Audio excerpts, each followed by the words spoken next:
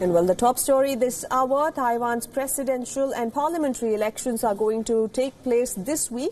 Taiwan is just off the coast of China and on the edge of the Pacific, and therefore enjoys assistance both strategic and technical from the United States. Now, with the upcoming elections, the course for the self-ruled democratic island's ties with its autocratic neighbour China hangs in the balance. So why is Taiwan so important? Well, there is a lot at stake in the election, and its potential global impact cannot be discounted. But before we attempt to answer that, know this: China claims Taiwan as its territory. Taiwan has a key role in the global supply chain as a high-tech manufacturer, notably as an Apple Inc. supplier. Now, it's also a potential military flashpoint between China and the United States, which sells arms and provides other assistance to Taiwan. The self-ruled island also happens to be positioned along major shipping lanes between Southeast Asia and US allies, Japan and South Korea. And on the disputed South China Sea, where China has built artificial islands and air bases, Taiwan is also close to a major US military base on the southern Japanese island of Okinawa. So who are the candidates and what are their positions? Well, President Tsai Ing-wen, she favors the island's formal independence.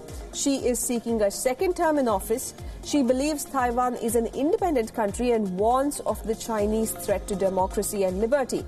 Tsai wants Taiwan and not China to decide the island's future. She also refers to Taiwan by its official name, Republic of China. And now let's talk about who else is in the fray. That is Han Kuo-yu. He belongs to the Kuomintang party, which ruled China until 1949. He was ultimately forced to flee to Taiwan after losing a civil war with the communists. Close ties with China is the only way to ensure Taiwan's security and prosperity, is what he believes. At the same time, he pushes for democracy and freedom in the island. So what does China think of the election? Well, China so far has maintained quite an interesting view. It considers these elections as mere quote-unquote local elections in one of its own provinces, and hence doesn't find necessary to interfere. But make no mistake, China will be closely watching. State media often refers to Tsai Ing-wen as a provincial governor and regularly denounces her.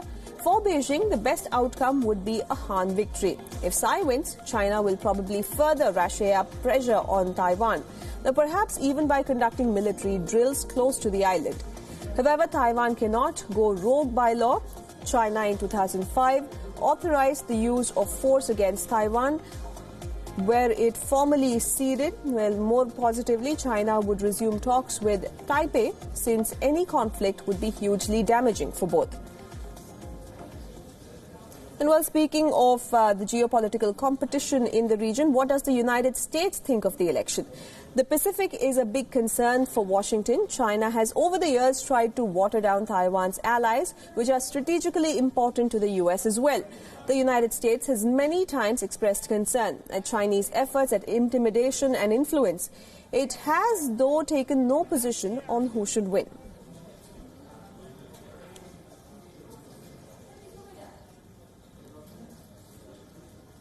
And well, joining us live on the show is WION correspondent Grace Lee for more on this. Well, Grace Lee, first of all, tell us, we see that the polls are favouring DPP, but at the same time, if history has taught us anything, it is to take these polls with a pinch of salt. What is the ground sentiment really like? Well, it is sort of a mixed bag here on the ground. I went to a couple of these last-minute rallies in the past couple of days where a lot of the candidates are trying to, rally up some last-minute support going into the election. But it seems, according to research, that most people have made up their minds. According to polls, at least, current incumbent President Tsai Ing-wen is the crowd favorite to win.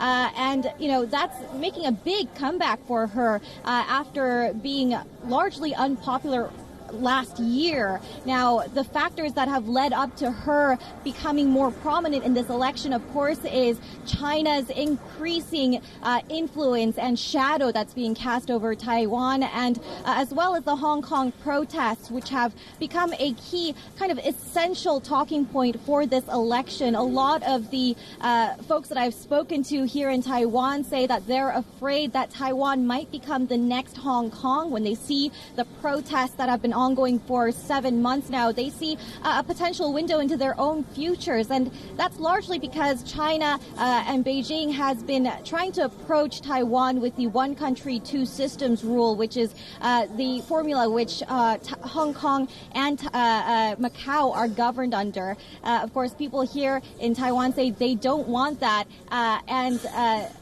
the current president has made it very clear that she would reject any kind of offer on this front from Beijing as well. Now, we know that Taiwan is in the middle of the geopolitical tug-of-war between US and China. So, in your opinion, what do you feel are the big implications that this Taiwan elections might have on China? And will China be able to tighten its grip on Taiwan in any manner as far as the internal affairs go post the elections? Yeah, well, Taiwan strategically is, it's in the center of the kind of East Asia zone. It is a big kind of geopolitical power, especially when it comes to its economy. And it has incredibly close relations with a lot of very strategic countries, including the U.S. Now, that has kind of been a thorn in China's side as of late. The U.S. and Taiwan flaunting their relationship. This obviously angers China because China, as you mentioned, doesn't see Taiwan as a country, but the two are really trying to push their relationship in kind of a symbolic way. Taiwan recently purchased a whole fleet of jets from the U.S., and it's increasingly trying to show China that it's its own power and trying to ramp up its kind of military force to make sure that China understands that Taiwan is prepared to fight against China if it tries to make any sort of sudden moves. Now, President Xi Jinping, of course, has said last year that Beijing is not afraid to attack Taiwan if anything happens, but he's also said that he would prefer to try this one country, two systems approach. But if Tsai Ing-wen is elected again, which seems likely at this point, it probably will mean that President Xi will have to find another approach to unite with Taiwan if he wants to. But Gracie, also if you can tell us how much of an impact did the Hong Kong protests have on the sentiment on ground, on the sentiment of the voters going into these polls that drastically shifted the polls clearly in favor of Tsai Ing-wen, at least at this point in time? Yeah, of course. Well, last night, actually, I was in the middle of Ximending, which is the main shopping district here in Taipei, and there were some Hong Kong protesters, and their message was very loud and clear. They were standing there in the middle of Taipei Center trying to get people here to vote. They were telling me that, they don't have this option to vote. Taiwan is a democratic area that they really want to see people go to the polls and make their opinions heard. And, a huge crowd there. Lots of support for these Hong Kong protesters, kind of shadowing the sentiment overall here in Taiwan, where a lot of voters are very sympathetic towards the Hong Kong protesters.